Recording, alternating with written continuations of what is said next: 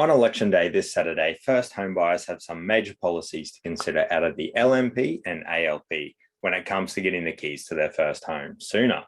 However, I would like to point out that this actually doesn't fix the underlying system because real estate is broken here in Australia thanks to too many generous investment laws, or tax rulings, I should say.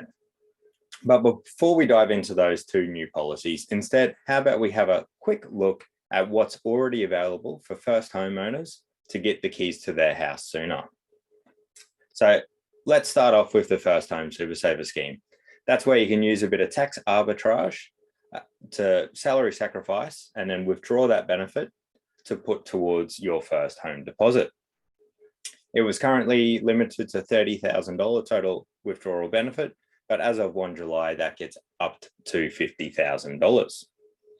So if you're in a couple, potentially you could withdraw up to $100,000. Next is the First Home Loan Deposit Scheme. This is where the government covers your lender's mortgage insurance, provided you have a 5% deposit. So this is pretty good. If you're classed as a low income earner, I've got more of those details in a post yesterday. They will cover your lender's mortgage insurance. So you don't need to save up for that 20% deposit anymore. So you can get in with a 5% deposit and not have to worry about guarantor or any other security. So that one's limited to 10,000 places per year. However, that just got upped in the last LMP budget. And now each state has their own variation of the first homeowners grant and the stamp duty concession. So in Queensland here, if your house is under $550,000 and it's your first primary place of residence, they will completely waive a stamp duty, which means you'll save just under $18,000. The first homeowners grant in Queensland is currently only available to new builds, but is $15,000. Now that we've got that out of the way, let's have a look at the policies that are at play on Saturday. The Liberal National Party have dubbed their policy the Super Home Buyer Scheme. This allows you to use up to 40% or $50,000, whichever is going to be the lesser of your super balance, to put towards a deposit for your home. Now, it's not completely straightforward because your super then actually owns that equity in your property. So when you go to sell, that proportion will be given back to the super fund, as well as any capital gains on top of that. You know, it's not completely extinguishing your retirement benefit. Also, there's no house limit cap, there's no earning limit cap. So this is actually available to every first homeowner. One of the key downsides, however, is the people that it should be helping the most probably aren't going to see the most benefit out of it. And so the average person under 30 has a super balance of around $24,000. So if you were to get 40% of that, you know, we're not looking at a whole lot of money to put towards your first home deposit. The Australian Labor Party have the Help to Buy scheme, which will be available for 10,000 Australians each year, where they co-own up to 40% of the house you are buying. If we just have a narrow look at Queensland here, it's got a house value cap of 650,000, and they'll contribute up to 40% for a new home and 30% for an existing home. So that means the government's going to pitch in 260,000 for a new house or 195 for an existing home.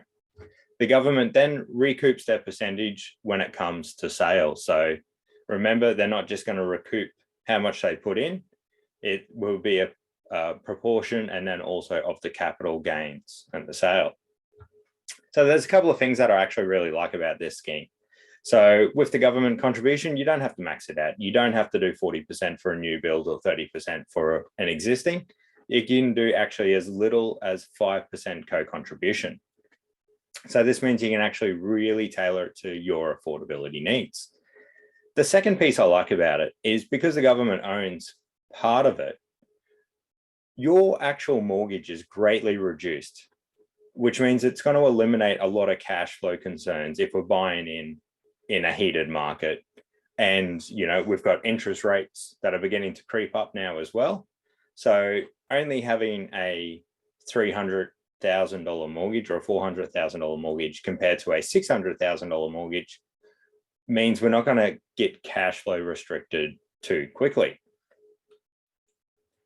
The biggest drawback I've got on this one, though, is if the government does own 40% of your house and you've made some substantial improvements to it, it's going to benefit the government down the track when you go to sell it and you've got a huge capital gain.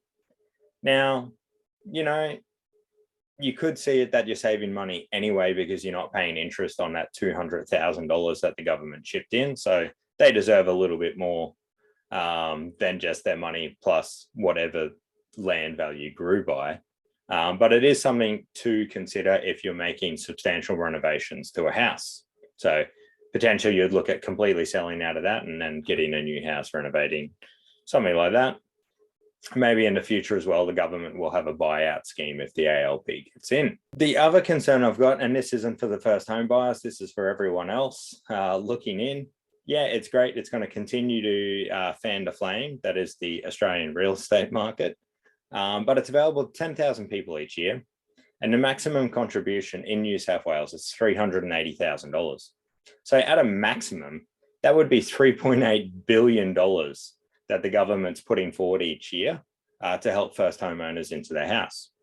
Yeah, they're going to recoup that costs down the track when you sell maybe in 10, 15 years time. However, 3.8 billion each year, again, maximum. So let's call it a quick and easy billion, is a lot different to the Ford estimate given of 329 million per year. So I think funding this one is actually going to be quite challenging long term. Okay, now, so that's it for today. It's a quick guide and it's not meant to sway you either way.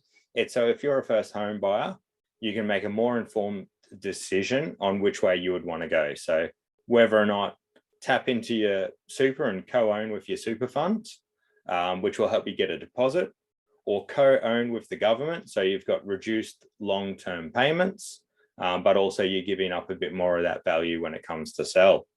Now, as I said, I've done a more detailed one and I'll link that in the comments below. Have a good weekend and don't forget to get your democracy sausage.